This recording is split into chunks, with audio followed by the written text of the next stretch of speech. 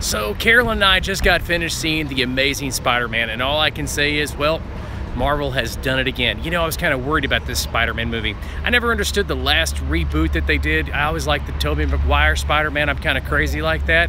I saw it with my very favorite cousin, one of my favorite cousins. I got a lot of them, but my very favorite cousin, Josh Hatfield.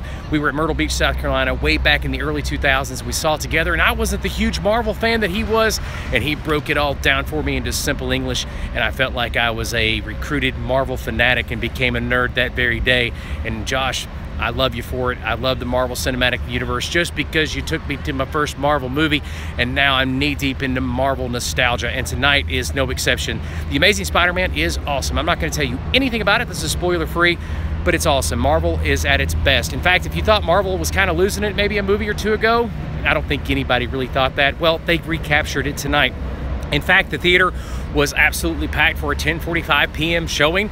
I've never seen so many nerds assembled in one place, and I was fortunate enough to be accounted among them, and it was awesome.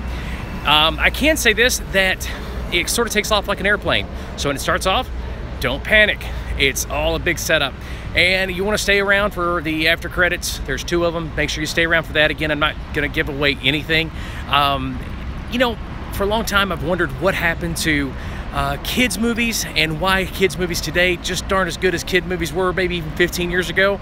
This could almost pass as a very mature kids movie, but at the same time it's not. It's very adult. That's what makes it so awesome, is because from everything I understand about what I've been told about the comic books, and remember, I'm not a huge fan of the comic books. I didn't really grow up reading the Spider-Man or Marvel comic books. I grew up reading G.I. Joe comic books of all things. And this movie seems to really capture that for a lot of people. But it's really all about context, isn't it? It's all about, you know, in the early 2000s when the Tobey Maguire Spider-Man came out, one of the reasons why people really didn't, people loved it, but a lot of the Spider-Man fans were kind of when it comes to that particular Spider-Man, is because it didn't really capture the Peter Parker character. It captured Spider-Man okay, but not really Peter Parker. This movie could not have been made without the establishment of the Marvel Cinematic Universe ahead of the movie. What makes this movie great is the trail that was blazed before it, and I'm very, very impressed with the way Marvel did that. I'm in my favorite theater here in East Ridge in Chattanooga. It's an amazing theater. We saw this movie at the IMAX. I'm a huge IMAX fan.